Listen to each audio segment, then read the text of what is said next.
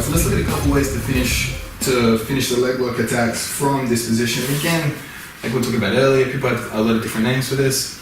I'm just going to call it the saddle. So we'll call it the saddle if we've got this body triangle and we're looking to attack the inside heel hook. So a lot of people try some different moves from here. They try the straight ankle lock, they try pummel under and go for the knee bar. But for me, it's like, let's just go straight for the most damaging move straight away, the move that's going to work on everyone. So obviously, it's going to be the inside heel hook. But we do have a problem here, man.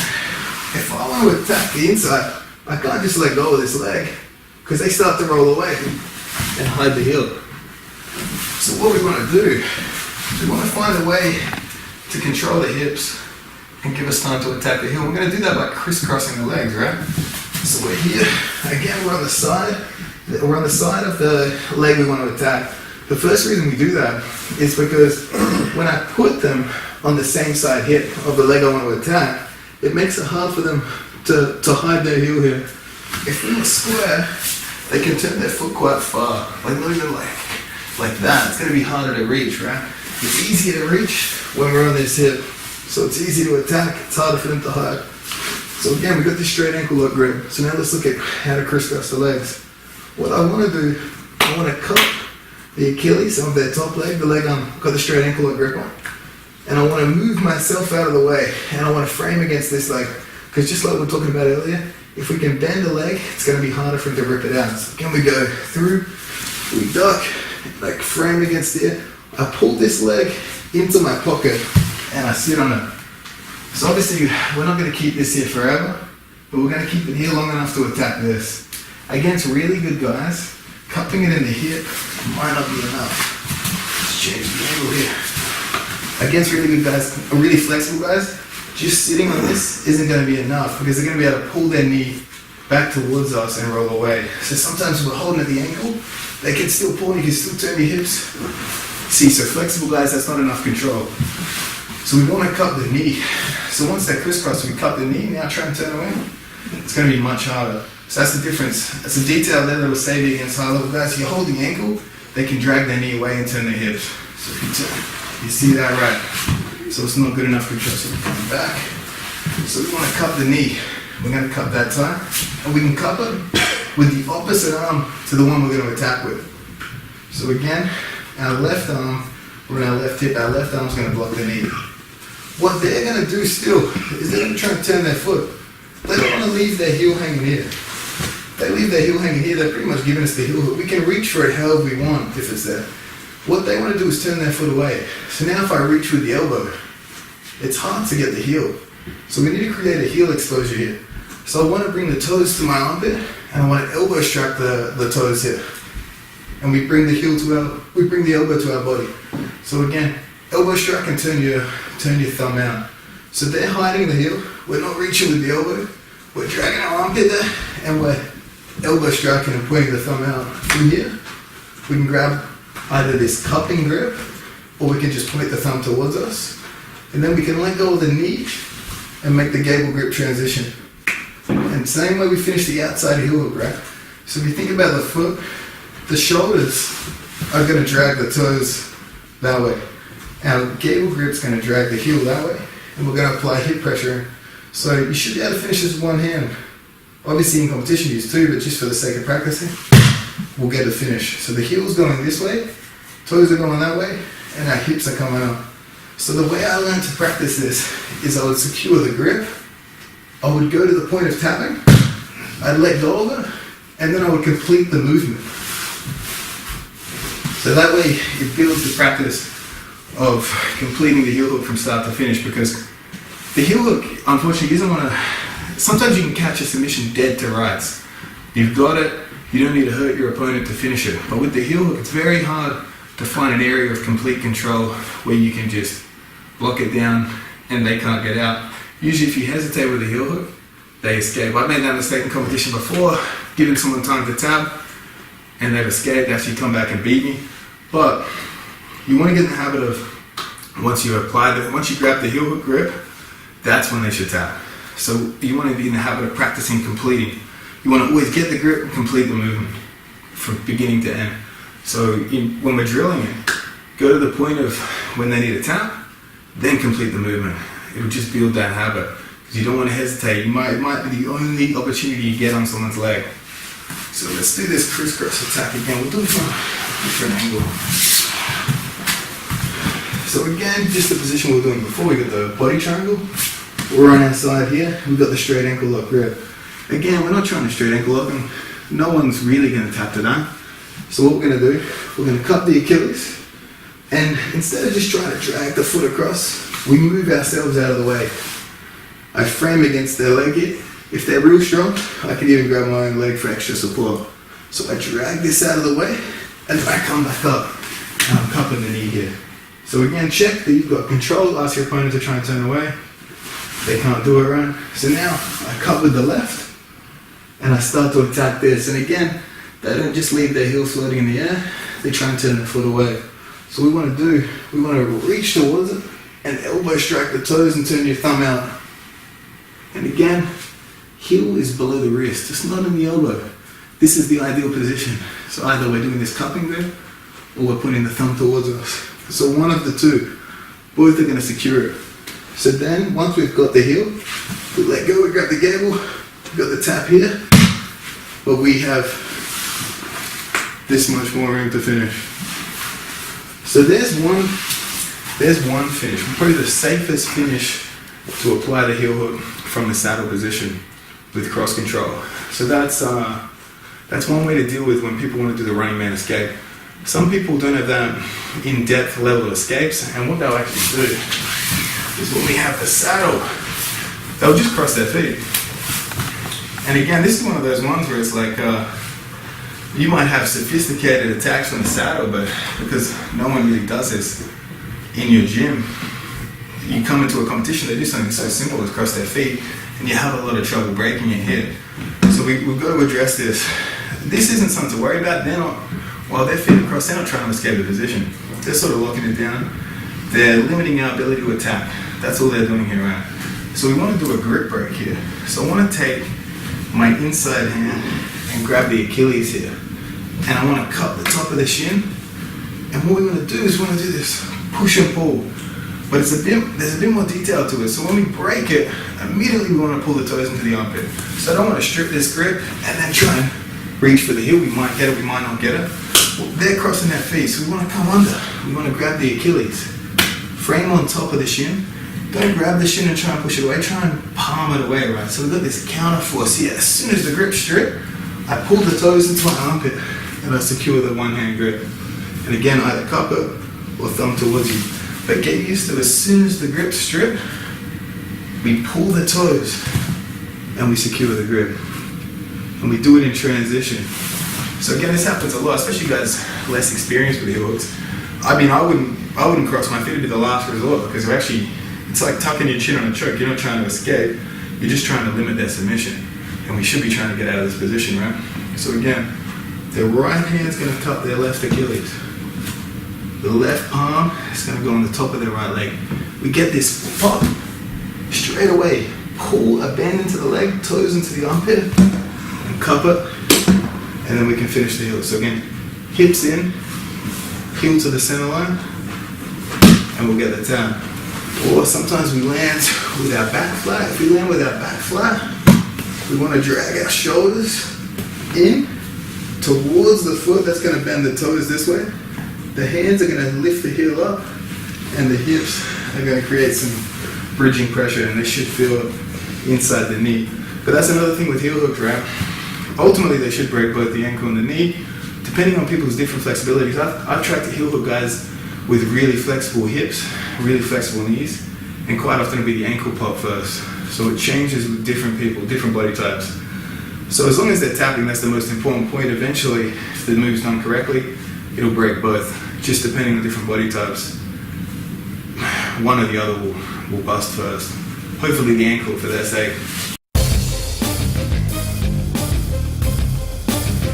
Alright, let's look at one more defense, right? And this is what flexible guys do. So sometimes we get to the saddle. I mean, guys come up with creative responses. Flexible guys will try and grab their own foot, and they're holding it. Sometimes they even use two hands, right? And it's very difficult for me to now create a heel exposure. Again, I don't think these guys are doing this there's not an escape they're trying to do. So in that respect, we shouldn't be panicking too much, right? Once you've got this position, as long as there's time left on the clock, keep the position, and eventually we're going to find the finish, right? So this is just, they're limiting our finish. But what we can do, we can throw a different attack in, and the defense of that attack will lead us back to the inside heel hook. So instead of fighting this direct on, we're going to just go for a toe hold. So I bring my hand under, grab the toes, and I start to apply pressure in. And what's the defense to a toe hold? Extend the leg. So as they extend the leg to defend that, we transition back to the inside heel hook. So we're in the saddle here. So a real quick one, but this is something that comes up. Even guys that haven't learned much leg locks, flexible guys will just grab that foot. So instead of fighting the head on, outside hand under, grab the toes, then grab your forearm. They start to stretch, switch back, and finish the exact same way. So heel in, and hips in.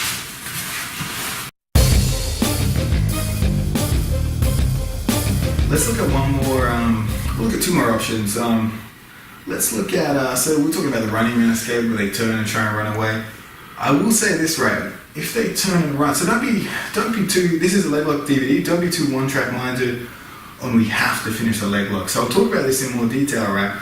But you have to understand when the leg lock's gone, and it's better to transition to something else. So if they've actually done the running man escape and they've completely hidden the heel, instead of trying to chase it here, they've exposed their backs. Usually they're up on two hands trying.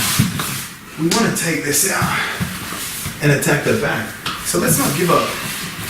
We don't have to finish the leg locks, right? I still think if you can get someone's back, that's way better than the saddle position. The back should have a much higher finishing percentage and should be a much harder position for them to escape, right? So say we missed this leg. Say we're trying to go, they've turned away. They've hidden the heel. Instead of keeping attacking here, let's just use it to turn it into a sweep or back ten. So I have to say it, that's like, just because we're in the saddle, we can use it to finish. In my match with Leandro, I got him into the saddle twice. He escaped both times, but he was respecting the position. The third time, in the points period, I went for the saddle, cleared the knee, and I tried to turn it into a sweep. And that's what ultimately led to the back take. If I'd just been focusing on the leg lock, I might have missed the leg completely and been back to a neutral position. So don't give up strong positions like that in terms of just hunting the leg. But again, maybe we want to stop that running man escape, right? But they've hidden this leg. So like, that's going to be, by the time I go pick up this leg, they're going to turn, right? So by the time I reach for the second leg control, they're probably going to get out, right? So we come back. So another thing we can do is we can look to control the toes. Because for them to do the running man, they want to rotate their foot. So sometimes I'll cut the toes here.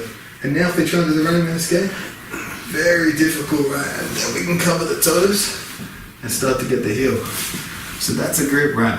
So we landed here, that's too far away. I want you to cup it and hold it to your chest here. We can make a transition here to grab the heel, and then the elbow over the top. And we're back into the position. But it's just something to think about, right? So like, if double leg control is out of the question, we cup the toes, and I am applying hip pressure in here. I'm not loose on the hips. Loose on the hips so they can move their knee around. But we apply hip pressure in, difficult. So I grab the heel, shoulder over the toes, and then we finish. Again, heel in, hips in, we get the finish. So just a way of using toe control to stop their rotation. You actually see Gary Tonin and recently Jason Hayden used that very well. So it was a single leg control, but they still managed to control the toes so their opponents couldn't roll away. Let's look at like a leg pummel. It's a specific situation and it's a common response. A lot of guys will use one leg as a counter force to pull the other leg out, right? So I'll show you the defense first of all. Let's look at it from this angle. So I'm attacking here. I've got a good bite on the leg, but they can't just pull the leg out. So they bring this foot in, they'll push it against my bottom leg, and they'll lift their hips up, and they'll push and pull. And that gives them the force, this counter force, to pull this leg out. Whereas they wouldn't have been able to pull the leg out without the use of this force. But we can counter that, right? So we're here. We're still holding on. We want to switch the grip to grab the Achilles. and I sit up and sit back through. And we switch. It's like a variation of the saddle. So the saddle was a body triangle. What we're doing is a double hook hit. We're hooking around the far hip, and the inside leg is hooking around the inside hip. So we can cut the knee, and we can slide back down to the heel hook. But again, it's another variation of the saddle.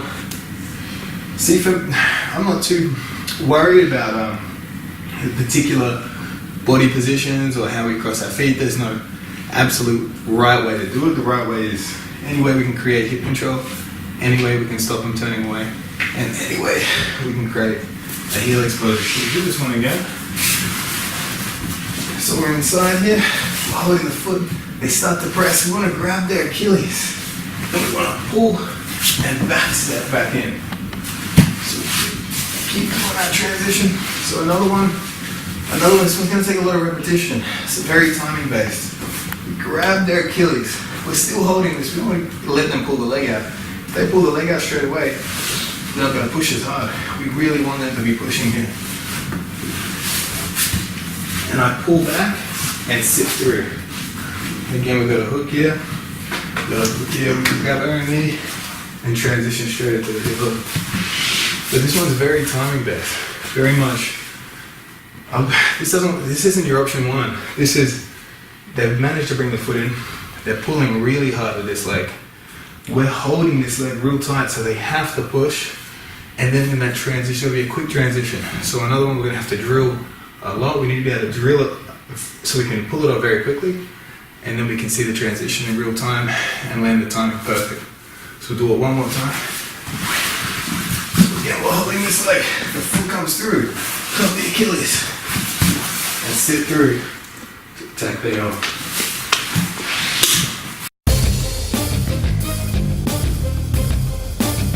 Alright, let's do another leg pummel. This is a common response, and I think it's like a common response, again, for even guys that haven't done much leg locks, right?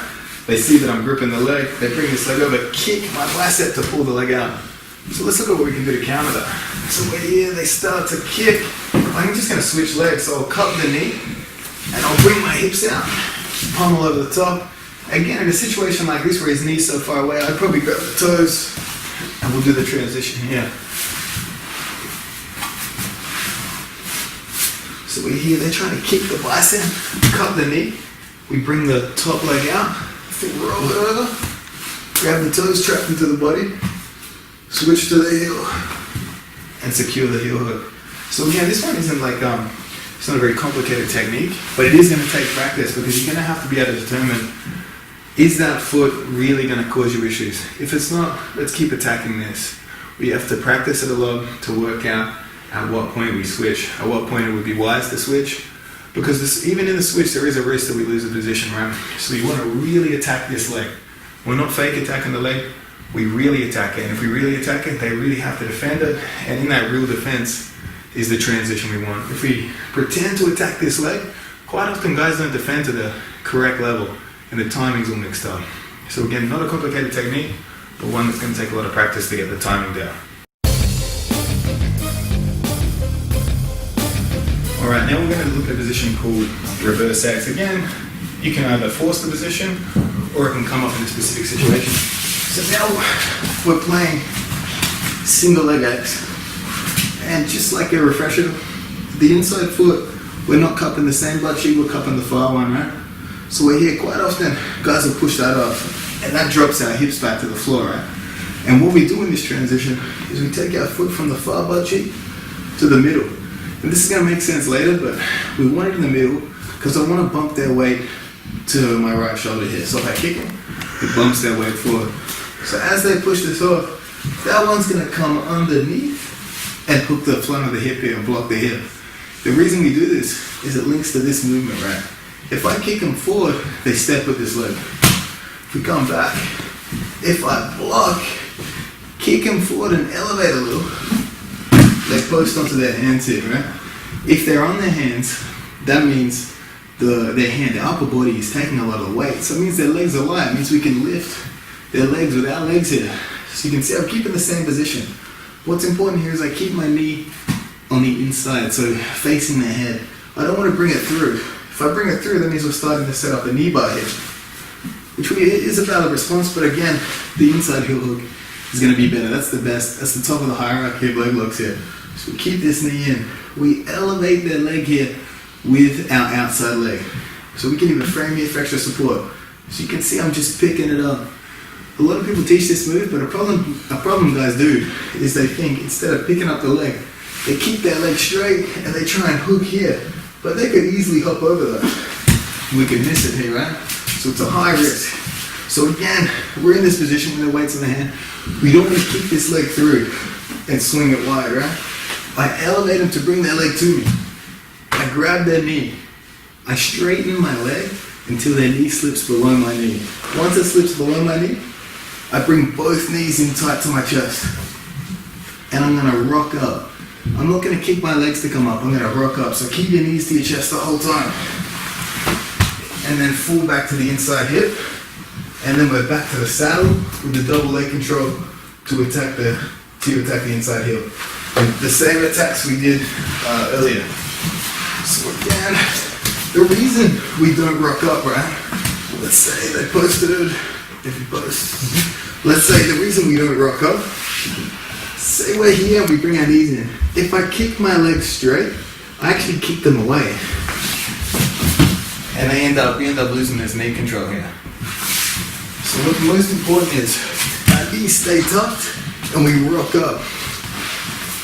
So we're in single leg X. And again, sometimes I'll go here voluntarily. So I'll drop my hip and I'll pummel it. But sometimes I'll do it as a response to them clearing his foot. So I drop my hips and hook. Again, we're kicking forward, we're blocking them from stepping, and we're elevating them slightly. Their hands are on the floor here, right? We can post with our right hand on their shoulder. It sort of keeps their weight forward. We don't want them to settle back because then their legs will be heavy again. So if you can see what I do here, right? Their legs on the floor. I lift it. I grab their knee. I straighten my leg and pull their knee past. And I keep my knees in real tight here. And I rock up. And then I fall to the side. Body triangle. And now we're in the same finishing position of the saddle. So we do that again, right?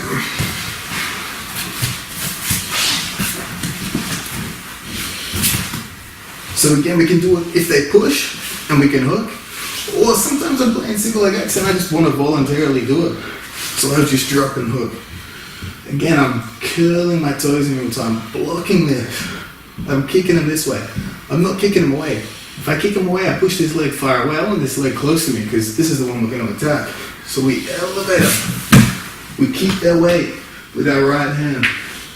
Again here, if they post their leg on the floor, what we don't want to do is kick this straight. This is what a lot of people do. But guys just step over and we miss everything. So here, because their weight's on their hands, their legs are light, it means we can just lift them with our legs. Grab the inside of their knee, pull it past our knee, bring our knees in, sit up, and fall to the side. Body triangle. And then we can do the same finish as we did previous. Something to think about this. Obviously, it's going to be more difficult if you have shorter legs. So, shorter legs make it more difficult. Even me against someone with longer legs, it's going to be more difficult. So, you can use this attack, right? But think of it more as a drill, right? It's a drill to develop skills of catching the far leg. So we're doing this now when our opponent's standing. We've got all this space, we've got all this room to move.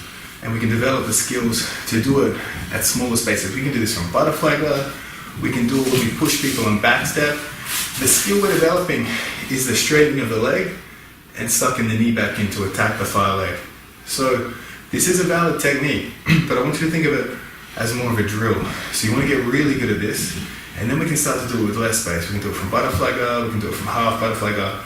It will come up everywhere. But if you started trying to do those moves from those small positions where there's not much space, you're going to have a lot of difficulty. So we develop the skills in this single leg X to reverse X transition, and then down the track we'll build, and we'll get it with less space. Alright, so let's continue on. We started with reverse X and we set it up from single leg X. Again, like I was saying, we set it up with lots of space. So now let's look at it from when our opponent's on the knees, right? So we're going to have the exact same position, right? So we're going to have one hook under the butt. Here, not so important to go central. I'll cup it like a butterfly hook. What's important is I keep my knee out initially. With the bottom leg, we're hooking. We're not hooking at the floor. We're hooking slightly up. So they are wrapping around and are weight bearing. When you're playing this guard, do not let them initially cross this knee past their belly button. They're going to sprawl on you. They're going to do what's called a smash pass. They're going to sprawl, they're going to crush. They're going to get around the legs. So what's really important is we use this hook to keep our knee out. Why our knees, especially outside the hip, even here is safe. It's going to be obviously easier for them to push through. Why our knees outside? We're safe, right? So I want you to always be flaring as best you can. This leg's not so important, we're just hooking here. So the first one we're going to do is we're going to fall to our side and we're going to reach for that far foot. And when I say reach for the foot, reach for the toes itself. So you want to force in. We'll take an underhook too, right? So we're going to fall in and grab their toes. The way we grab the toes here, you guys can see this grip, it stops them sprawling, right? If they want to sprawl, they want to put the foot out behind them and sprawl their hips to the floor. If we come back, by holding these toes, they're not going to generate anywhere near the same force on a sprawl. And when we're doing this attack, it's the sprawl, that's what counters us. That's what causes us to get past when we attack this position. So again, they're on their knees. We got the underhook. We're here. What we want to do, right? We want to rock up onto our shoulder. We want to extend our bottom leg through. So I'm going to rock up, and I'm going to shoot my hips in, and my knee comes in. So again, we're here. We rock up onto our shoulder. So we're making this transition. Where we shoot the knee and the hip in, bring our knee to our chest, and tip them through. And then again, we finish in the saddle. So some details here to think about, right? If I just do it separate, where you do the butterfly, we're rocking up onto our shoulder, and we're shooting that leg. And when we shoot it, we bring our hips close, hook behind their knee, and we turn our hips up. So some people think the jiu-jitsu warm-up sometimes going to be a waste of time, but this is a situation where we're actually using one of the moves from the warm-up. So you guys have all seen a reverse hip escape. That's the force I want you to do. That's how we knock them over. We don't knock them over with the top frame. If I'm putting pressure outwards on my knee to tip someone's entire body weight, I actually probably hurt my knee, right? So we bring this knee in. So we bring the knee in, we suck it to our chest, and we turn our hips to the sky, and then they tip. That's how we do this safely. You'd be surprised how many people really injure their knee here, because they see, sometimes watching the competition footage, it's hard to see the details here, so we want to be real safe with this. So again, with the butterfly hook, we got the lower leg below it. So again, we're not here. We're here, right? We're reaching for the underhook. And I don't want a high one, just a low one, that's fine. We're going to fall to our side and grab the toes. Grabbing the toes, we're already bringing their weight onto us here. We want to roll up to our shoulder. And watch how my knee angles in. It's safe to angle in once we're up on the shoulder here. We shoot the bottom leg straight, and we shoot our hips at them. And again, we bring this knee in, and we turn our hips to the sky. Straight ankle up grip, onto the side, body triangle. We'll do it for this angle as well. So you guys will see my knee placement here. So under it, reverse X, grab the toes. So we roll up to the shoulder, we shoot our knee, bring our knee in, and turn our hips to the sky. And the body triangle. So again, once you've developed the skills to do the reverse X from single leg X, now we can start trying it from here. Remember, we want to be on the shoulder. We want to shoot our hips deep. We don't want shallow hips. If the knee's just hitting their knee, you're never going to tip them. Our hips have got to attach, knee comes in, and we turn our hips to the sky. So reverse hip escape movement. That'll keep your knees safe in this one. Let's look at a variation of the reverse X guard when our opponent's on the knees, so like reverse X butterfly we could call it. And the first transition is sort of when we can pull their weight on. They're pretty stable, they're not too concerned, maybe they don't know exactly what we're looking for. But the second one is when they're trying to keep their distance. If you look at my match with Nathan Orchard, this is what happened. I took the reverse X, took the file toe grip. I couldn't encourage his weight on. He was quite cautious, but I was able to push him to his butt. And again, we're going to shoot that saddle. And when I say shoot it, shoot the leg file, we bring the knee to our chest. We scoop up the leg right. So again, we've got the same position. Butterfly hook, and we've got the outside hook here. This time, we grab the toes, but we couldn't get the underhook here. So again, we got the toes, we're holding it. We're going to just push. We push on their shoulder here. And I use my feet to knock them to their butt. So we just want them here. Once they're here, I grab the lat, because we need a little help pulling ourselves up. Grab the lat, just like we did previous, roll up to the shoulder, shoot the bottom leg straight, and scoop it up at the knee. You can see now we've ended up in the saddle, right? In the Orchard match, what I did, right, and I actually think this is a better position than saddle, because it completely eliminates that running man style escape here. So we've scooped it up, and we fall straight to our side.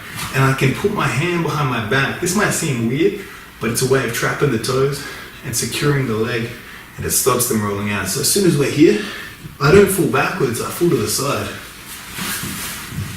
And we've actually trapped the toes, and if they try and turn away, quite difficult, they can't turn the other way. What we do is, we leave the arm behind the back, we roll onto our shoulder, and we lift our hips and bring our hand through. And it's a really easy finish from here. So again, hips in, heel to the center line. So we'll look at that transition from a different angle. So we got the reverse X. We grab the toes here. We can't get them to commit weight onto us, so we go with what they're doing here. We push them back onto their butt, switch my right hand from the front of the shoulder to the lap, roll up onto my shoulder, shoot my leg straight, and scoop that leg up. Once we're here, hand behind the back and pull to the side. Now we're pretty secure, they're not rolling anywhere. So watch this transition. I keep the weight on the shoulder, lift my hips high, and bring the hand back through. We can get good exposure in the heel there. So I'll do this angle as well. Hooked. Reach through for the toes here. So we've got the toes. I couldn't get them to pull weight in, so they're leaning back, so we go with it. So my legs are pushing, my hands pushing, and I pull the foot. Hand switches from the shoulder to the armpit, helps me roll up onto my shoulder, shoot my leg deep. As soon as it's below their knee, scoop it up. Hand behind the back and fall to the side. Then we can transition. We lift our hips, pummel the hand through, connect the grip, and finish the inside heel hook. So again, you've got two angles there. We've got the one where they're standing. Obviously, that's the initial skill development. But on the knees, we can do it when we pull them into us, and we can do it when they fall away. So anytime the butt hits the floor, we can angle and do that transition. Again, you have to come onto your shoulders. Again, you have to shoot your legs deep. This one's going to take some time to develop. So again, the single leg X one, you could probably develop that in a relatively short period of time and find uses for it in training, especially against lower level guys. For this one, you guys are going to have to practice a lot. You're going to get smashed past. You're going to have to remember to keep your knee flat.